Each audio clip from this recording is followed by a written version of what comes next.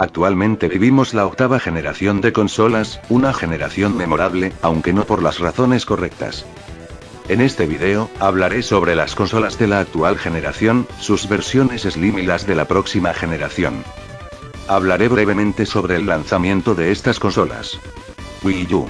La consola de sobremesa de octava generación por parte de Nintendo, que de manera curiosa, es la primer consola de la nueva generación en lanzarse y la primer consola de Nintendo con gráficos en alta definición. Se presentó el 7 de junio del 2011 en el E3 del mismo año. PlayStation 4. La sucesora de la PlayStation 3, contando con múltiples mejoras a comparación de su predecesora. Se presentó el 20 de febrero del 2013. Xbox One. Sucesora de la famosa Xbox 360, desató una gran polémica con las políticas que Microsoft quería ponerle. Fue anunciada de manera oficial el 21 de mayo del 2013. Todos sabemos lo que afectó de manera crucial a esta generación de consolas, la falta de innovación. Si bien es cierto que Nintendo apostó por el Gamepad, no supo cómo explicarlo de manera sencilla, haciendo que la gente pensara que es un accesorio más para la Wii. Microsoft tuvo un comienzo horrible con sus políticas, con cosas como el tener que estar conectado al internet las 24 horas, no poder usar juegos usados, entre otras cosas, que afortunadamente ha estado corrigiendo con el paso del tiempo. Sony por su parte, tuvo un gran problema de exclusivas, ya que las que tenía no tenían la calidad esperada y las mejores, llegaron algo tarde. No soy el único que recuerda cómo se nos presentaban juegos, como Knuckle The Order, llenando el catálogo en su mayoría, de indies, multis y remasters. Otro problema de las consolas de la actual generación, es que hablando de especificaciones técnicas, venían muy atrasadas a lo que deberían. Sobre todo Wii U, la primer consola de la nueva generación, dio un gran salto a lo que se refería a Wii, pero Wii también se quedaba corta a comparación de su competencia, la Xbox 360 y la PlayStation 3. Dejando a Wii U como una consola más potente que las consolas de la anterior generación, pero a la vez la consola menos potente en su propia generación. Hablando sobre la PlayStation 4 y la Xbox One, se especulaba y se decía que alcanzarían los 1080p y 60 FPS, cosa que todos nos damos cuenta, no se cumplió.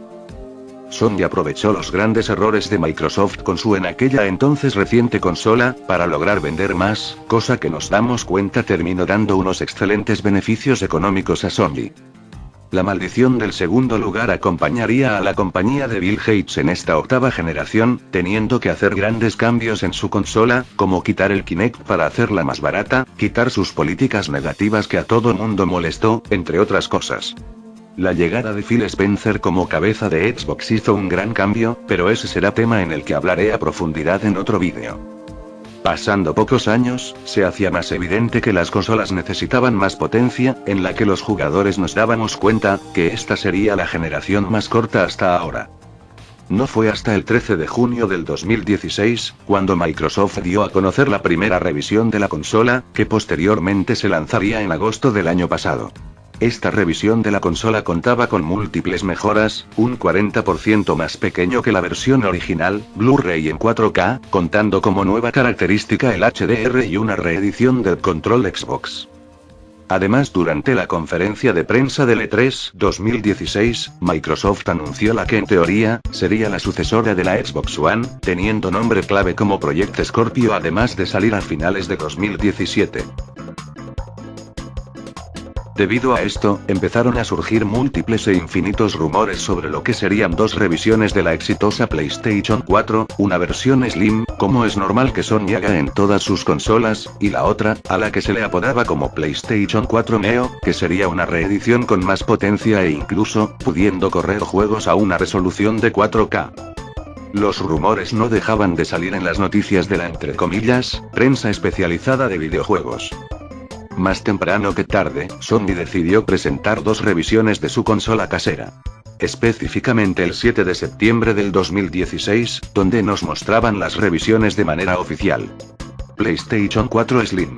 No tiene grandes diferencias, lo que más destaca es que supuestamente, es un 40% más pequeña que la versión estándar y que se calienta menos.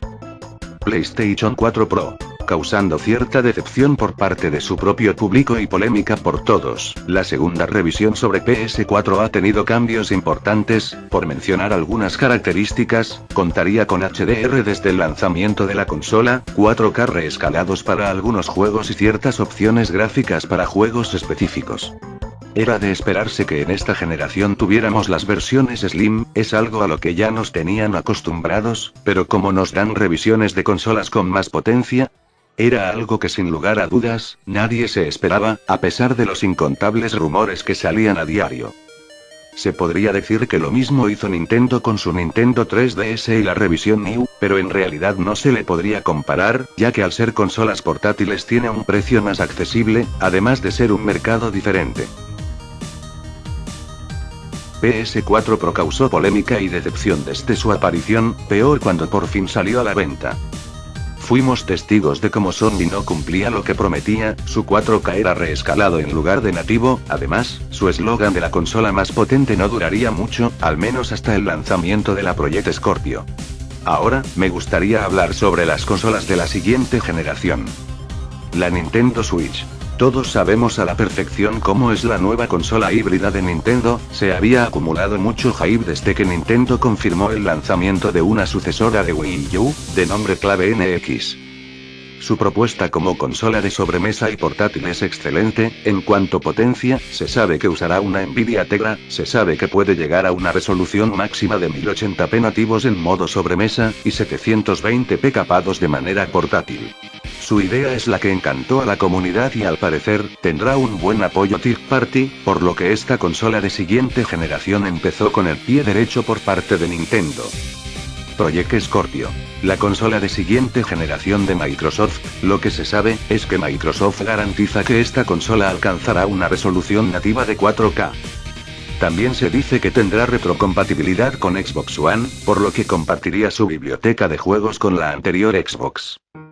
En este punto, no sé si meter la PS4 Pro como consola de siguiente generación, ya que se han hecho declaraciones de que es una consola de lanzamiento de media generación, por lo que no sería una nueva generación, solo un tipo de update.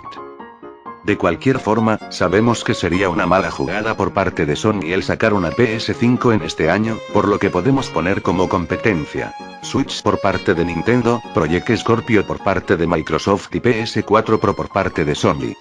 En mi opinión, esta siguiente generación se mira muy interesante.